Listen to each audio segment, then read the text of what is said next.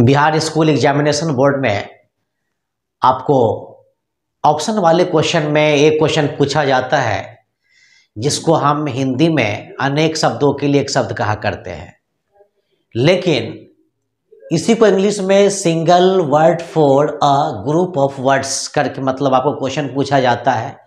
लेकिन आप सवाल ये करेंगे कि मेरा जो एग्जाम होगा उसमें single word for a group of word लिखा हुआ होगा कि नहीं लिखा हुआ, हम इसी की बात करते हैं।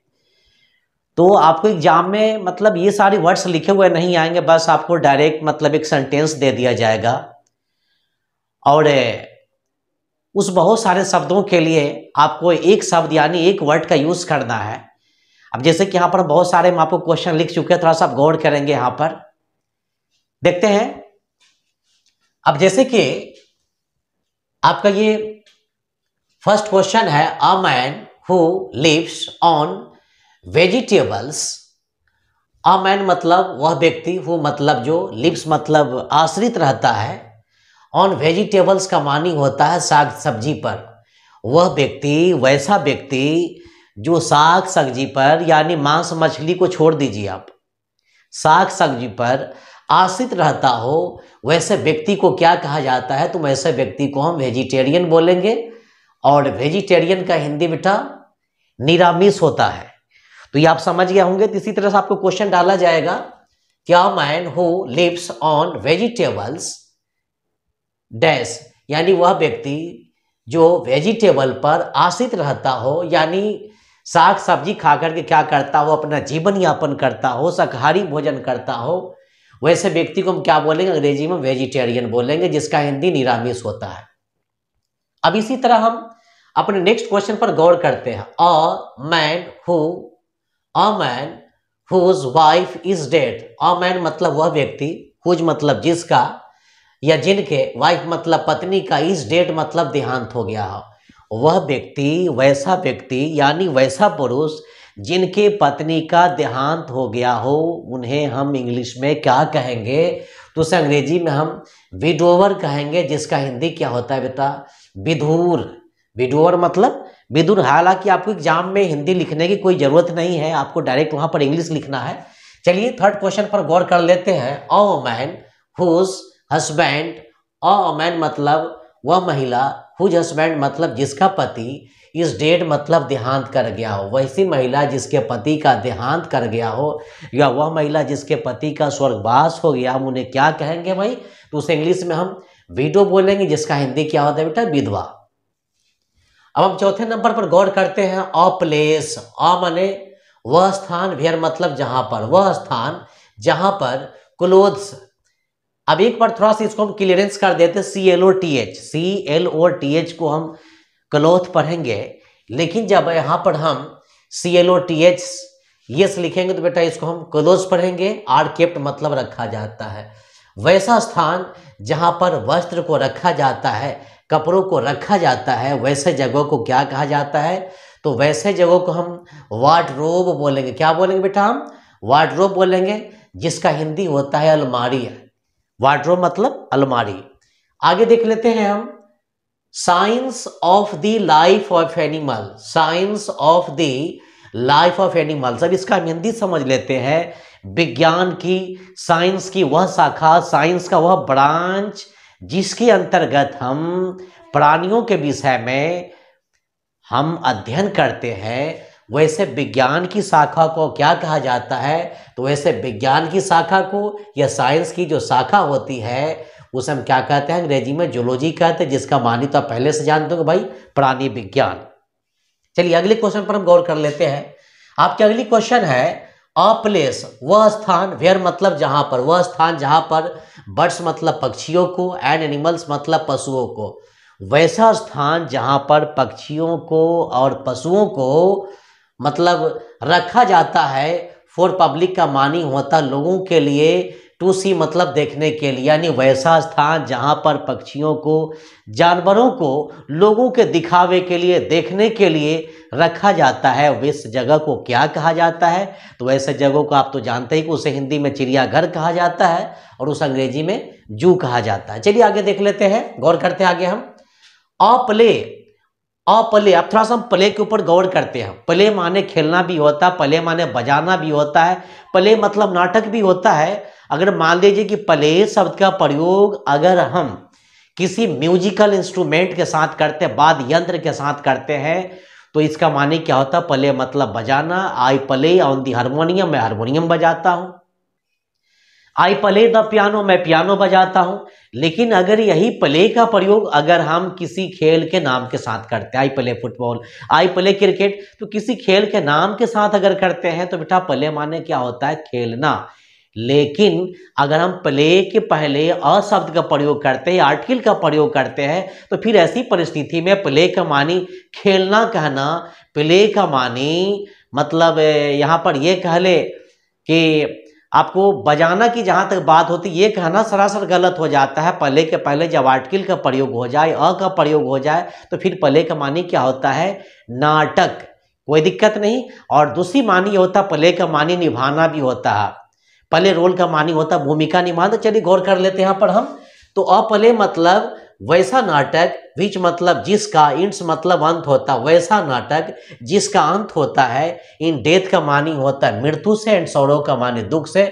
यानी वैसा नाटक जिसकी समाप्ति मृत्यु से हो और दुख से हो, वैसे नाटक को हम अंग्रेजी में क्या कहते हैं, इंग्लिश में क्या कहते हैं? उस अंग्रेजी में ट्रेजेडी कहा जाता है, जिसका हिंदी दुखांत नाटक होता है। हालांकि हम आपको इसके पहले भी बहुत सारे हम ट्रेजेडी के बारे में हम आपको पढ़ा चुके हैं। खैर चलिए आगे देखा जाए।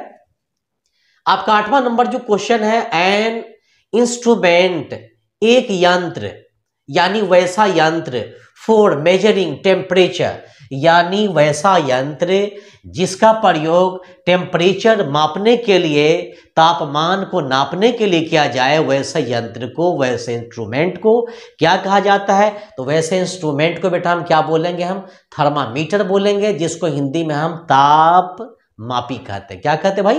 ताप मापी कहते हैं। चलिए आगे देख लेते हैं। One who believes in the existence of God. One मतलब वह व्यक्ति, हु मतलब जो, वह व्यक्ति जो, बिलीव्स मतलब विश्वास करता है, in the existence of God का मानी होता है भगवान की अस्तित्व में, वैसे व्यक्ति को क्या कहा जाता है? तो वैसे व्यक्ति को हम थीस्ट बोलेंगे, जिसका हिंदी क्या होता है? आस्तिक। यानी वैसा व्यक्ति जो भगवान में भरोसा करता हो, बिलीव करता हो, उसे हम थीस्ट बोलेंगे, और हिंदी में बेटा इसको हम आस्तिक बोलेंगे। कोई दिक्कत नहीं। चलिए आगे देख लिया जाए।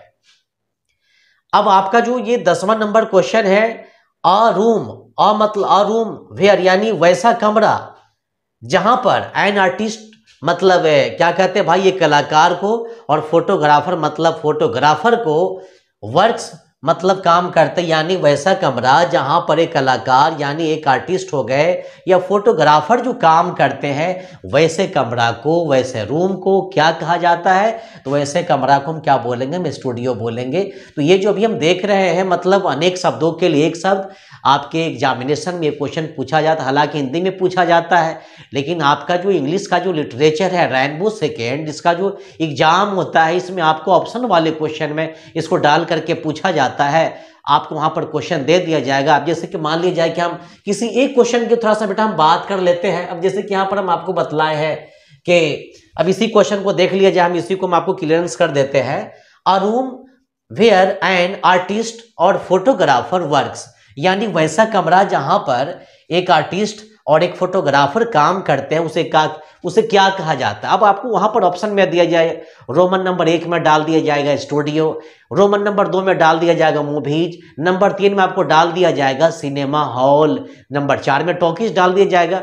अब आपको वहां पर करना क्या है कि टिक आउट करना है कि आप कहां पर टिक आउट करोगे। तो भाई वहां पर हम क्या काम करेंगे? मूवीज को भी छोड़ेंगे, टॉकीज को भी छोड़ेंगे, और हम लोग क्या काम करेंगे भाई? वहां पर हम स्टूडियो में टिक आउट करेंगे। चलिए आगे देख लेते हैं हम। वन हु, वन मतलब वह व्यक्ति, हु मतलब जो, वह व्यक्ति जो, स्पीक फॉर अदर्स, वह व्यक्ति जो दूसरे के लिए बोलने का काम करता हो, उसे क्या कहा जाता है भाई? उसे हम अंग्रेजी में, इंग्लिश में स्पोक्स मैन बोलेंगे, जिसका हिंदी क्या होता है? प्रवक्ता। आगे देख लेते हैं।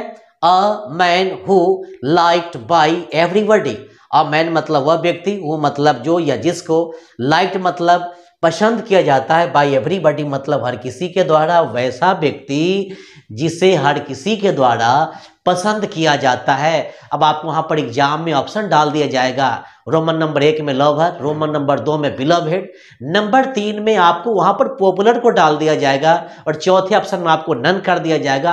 आप वहां पर किस में टिक आउट करेंगे? तो आप ऐसी परिस्थिति में किस में टिक आउट करेंगे? तो बेटा एक बात जान लीजिए, वैसा व्यक्ति जिसको सभी के द्वारा लाइक किया जाता है, वैसे व्यक्ति को हम हिंदी में लोकप्रिय कहते हैं, उसे इंग्लिश में हम पॉपुलर कहते हैं। ठीक है, आगे बढ़ा जाए, चलो आगे देख लेते हैं। आगे के लाइन में अब देख लेते हैं आपकी अगली जो क्वेश्चन है भाई, one who sets questions. One मतलब वह व्यक्ति, हु मतलब जो, वह व्यक्ति जो सेट्स क्वेश्चंस का मानी होता है वह व्यक्ति जो प्रश्न को चुनने का काम करता हो, क्वेश्चन को सेट करने का काम करता हो, उसे क्या कहा जाता है भाई? बताइए, बताइए ना, उसे क्या कहेंगे भाई? उसे हम क्या बोलेंगे इंग्लिश में? हम क्वेश्चन सेटर बोलेंगे, जिसका हिंदी होता है प्रश्न चुनने वाला। अब आपके एग्जाम में क्या काम किया जाएगा? ऑप्शन में डाल दी, चलो भाई रोमन नंबर 1 में टीचर को डाल दिया गया, रोमन नंबर 2 में आपको वहां पर स्टूडेंट को डाल दिया गया, रोमन नंबर 3 में क्वेश्चन सेटर को डाल दिया गया, चौथे नंबर में आपको वहां पर क्या काम किया जाएगा? नन ऑफ दिस, यानी इनमें से कोई नहीं। आप किस में टिक आउट करोगे? तो सीधी सी बात है, मैं आपको बता चुका हूं कि आपको वहां पर ना टीचर में टिक आउट करना है, ना स्टूडेंट्स में टिक आउट करना है, आपको डायरेक्ट अगर टिक आउट करना है तो भाई क्वेश्चन सेटर में, क्वेश्चन सेटर का माने क्या होता है? प्रश्न चुनने वाला। चलिए आगे देख लेते हैं। अगली क्वेश्चन है, वन मतलब वह व्यक्ति, हु मतलब वह जो नोज में जानता, वह व्यक्ति जो जानता, मेनी मतलब बहुत सारे, लैंग्वेज मतलब भाषाओं को, वह व्यक्ति जो बहुत सारे भाषाओं को जानता है उसे क्या कहा जाता है? तो हम कहने का मतलब यहाँ पर यह है, वैसे व्यक्ति को हम हिंदी में बहुभाषी कहते हैं, लेकिन उसे इंग्लिश में हम पॉलीग्लोट बोलेंगे। अब रहा सवाल यहाँ पर ये, चलिए आगे देख लेते हैं हम। अ मैन मतलब वह व्यक्ति, हु मतलब जो टेक्स अ डार्क व्यू, थोड़ा सा गौर करती है, टेक्स अ डार्क व्यू क्या होता है भाई? Takes a dark view, takes a dark view का मतलब होता है नकारात्मक विचार रखने वाला, वैसा इंसान जिसको अपने पर कोई भरोसा ही नहीं हो। समझ रहे हैं ना आप लोग? वैसा इंसान जिसको अपने पर कोई भरोसा ही नहीं हो, जो क्या काम करता हो, नकारात्मक सोच रखता हो, हर बात को ना में सोचा करता हो, उसे हम क्या बोलेंगे? Takes a dark view things. तो इसमें यह कहा गया है कि a man who takes a dark view of things, वह व्यक्ति जो क्या काम करता हो, हर चीज में नकारात्मक सोच रखा करता हो, वैसे व्यक्ति को हिंदी में क्या कहेंगे भाई? तो उसे हम हिंदी में निराशावादी बोलेंगे। और रही बात यहाँ पर इंग्लिश की, तो उसे हम क्या बोलेंगे भाई? पेसिमिस्ट बोलेंगे। चलिए आगे देख लेते हैं। और ये जो लास्ट वाली जो क्वेश्चन है, one who takes a bright view of things.